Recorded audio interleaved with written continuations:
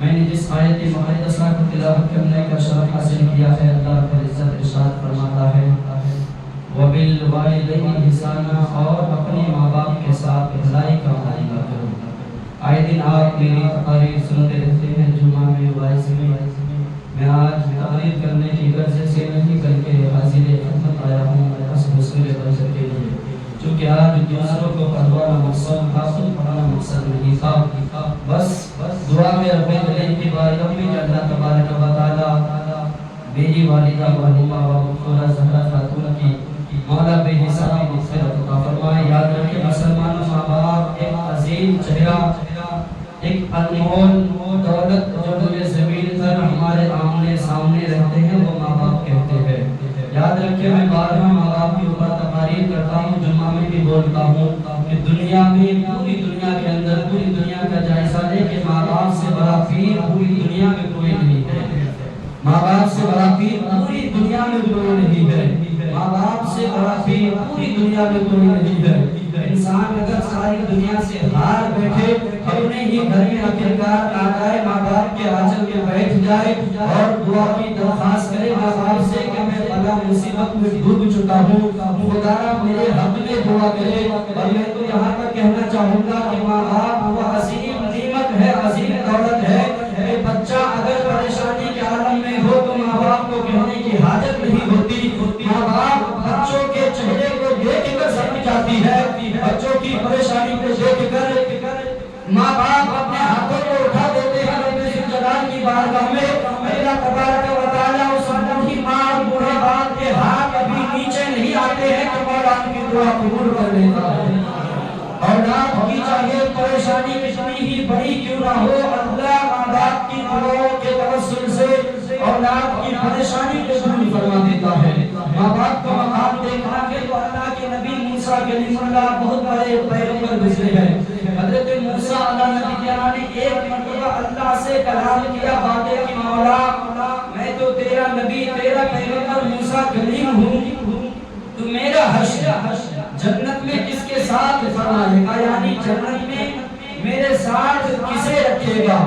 غیب سے ندا آتی ہے او موسیٰ فلاں علاقے میں ایک نوجوان ہے، اس کا حشر میں تمہارے ساتھ کروں گا، ذرا کہے سبحان اللہ۔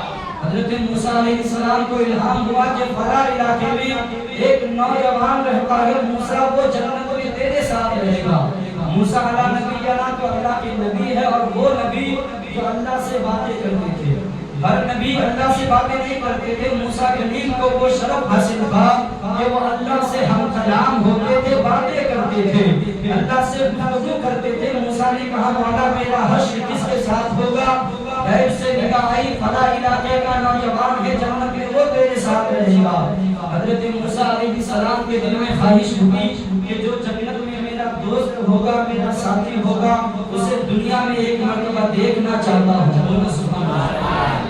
حضرت موسیٰ علیہ السلام سفر باندھتے ہیں، فلاں علاقہ کے لیے پہنچ جاتے ہیں۔ مارکیٹ میں ڈھونڈتے ڈھونڈتے پتہ پوچھتے پوچھتے آخرکار اس تک پہنچ جاتا ہے۔ اس نوجوان کے لیے اللہ تعالیٰ نے الہام فرمایا تھا، وہ نوجوان ایک قصاب ہے، یعنی گوشت کو بیچا کرتا ہے۔ وہ نوجوان گوشت کی دکان لگاتا ہے، گوشت بیچتا ہے، فروخت کرتا ہے۔ شام کا وقت قریب آیا، موسیٰ علیہ نبی کے ہاں گئے، نوجوان کے پاس جانے کے بعد کہا او بھائی میں پردیسی ہوں، مسافر ہوں، اگر آپ اجازت دیں گے تو آج رات میں آپ کے یہاں رکنا چاہتا ہوں۔ موسیٰ کلیم کو رکنا تو نہیں تھا، چیک کرنا تھا کہ میں نے صبح سے شام تک دیکھا کہ اس نوجوان نے ایک نماز بھی نہیں ادا کی۔ موسیٰ کلیم صبح سے شام تک دیکھ رہے گئے، وہ نوجوان دھندا کرتا رہا، ایک وقت کی نماز نہیں ادا کی۔ موسیٰ کلیم اللہ نے سوچا کہ ہو نہ ہو رات کو کوئی ایسے عبادت کرتا ہوگا جو اللہ کو بے حد پسند ہے، اللہ نے میرے ساتھ اس کا حشر فرمایا ہے۔ موسیٰ کلیم اللہ نے کہا او نوجوان میں آج کی رات آپ کے یہاں پناہ لینا چاہتا ہوں، آپ کے یہاں قیام کرنا چاہتا ہوں، مہمانی کرنا چاہتا ہوں۔ وہ نوجوان اجازت دیتے ہیں، اسے اپنے گھر پہ آتے ہیں عزت و احترام کے ساتھ۔ اپنے گھر لانے کے بعد ایک کمرے میں بٹھا دیتے ہیں اور کہتے ہیں او آنے والا مہمان، او میرے پیارے، او میرے بھائی، آپ کھانا اس وقت کھائیں گے یا بعد میں کھائیں گے؟ موسیٰ علیہ السلام نے سوچا اگر میں کھانا کھانے کے بعد تو ہو سکتا ہے اسی بیچ میں کوئی عبادت کر لے جسے میں نہ دیکھ سکوں. موسیٰ علیہ السلام نے کہا میں بعد میں کھا لوں گا کوئی بات نہیں. تو وہ نوجوان موسیٰ کلیم اللہ کو ایک جگہ بٹھا دیتے ہیں اور اپنی بوڑھی ماں کے پاس چلے جاتے ہیں. اس کی بوڑھی ماں جن کی گالوں میں جھرریاں پڑ چکی تھی, چلنے کے لیے پیر میں سبق نہیں, ہاتھوں میں لقمہ چبانے کے لیے طاقت نہیں. وہ نوجوان گیا اپنی بوڑھی ماں کے پاس. جانے کے بعد ایک ڈش میں روٹی لیا, سالن کے کچھ چھوڑے لیا اور اپنی بوڑھی ماں کی خدمت میں اس طریقے سے حاضر آیا کہ اپنے سالن میں روٹی کو ڈبونے کے بعد اسے پہلے اپنے منہ میں ڈالتا تھا. اپنے منہ میں ڈالنے کے بعد اسے چبانے کے بعد اسے ہلکا کرنے کے بعد پھر اپنی منہ سے نکال کر اپنی ماں کے منہ میں رکھتا تھا.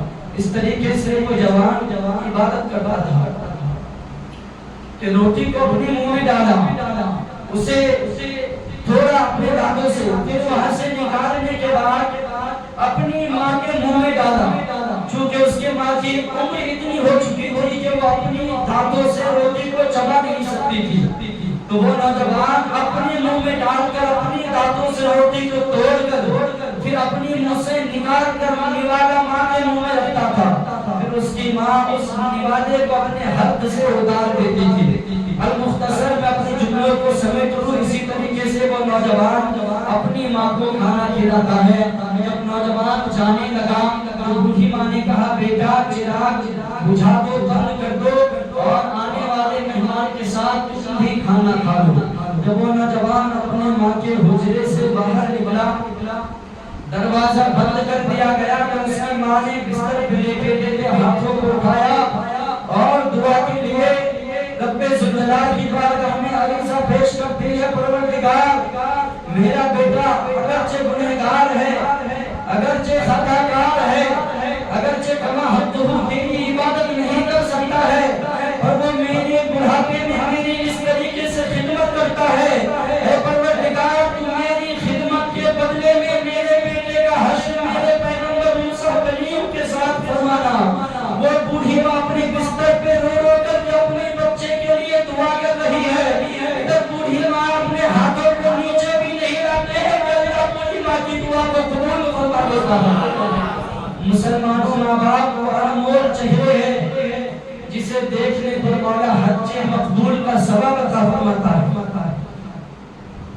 آج میری والدہ نہیں ہے جسے میں دیکھ کر حج مقبول کا ثواب حاصل کر سکوں.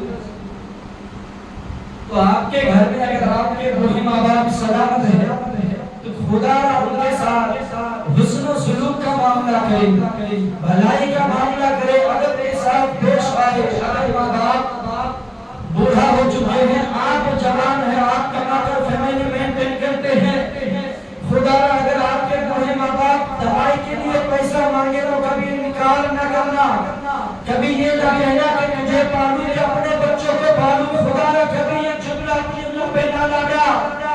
تمہارے بوڑھے ماں باپ اگر مانگے تو اپنی خوشی کو قربان کر دینا, ماں باپ کی خواہش کو پوری کر دینا. کہ وہ حال ہے, وہ چہرہ ہے کہ وہ اگر دعا کرتے ہیں تمہاری زندگی کے لیے تو اللہ تمہیں اتنی دولت عطا کرے گا کہ تو سنبھال بھی نہیں پائے گا.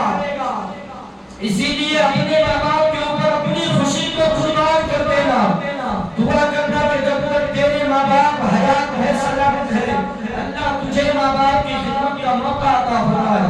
وہ بیٹا نصیب والا ہے جو اپنے ماں باپ کی قدر کرتا ہے, خدمت کرتا ہے.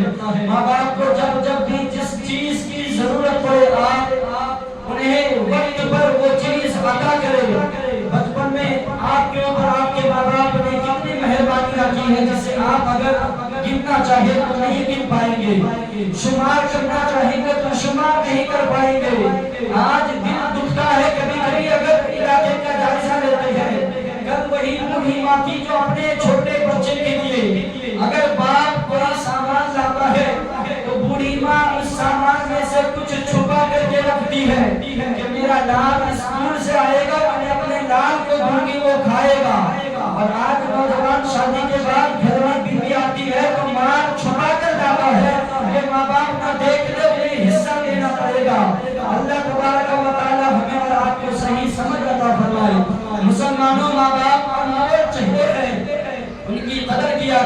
ان کا خیال رکھا کرے. وقت نہیں ہے کہ ماں باپ پہ گفتگو کی جائے. بس میں گفتگو کے لیے آج حاضر بھی نہیں آیا تھا, حضور برکت کے لیے دعا یا جملوں کے لیے حاضر آیا تھا. بس اس دعا کے ساتھ کہ پروردگار آج کی اس نورانی محفل کی برکتوں سے میری والدہ کی بے حساب مغفرت عطا فرمائے.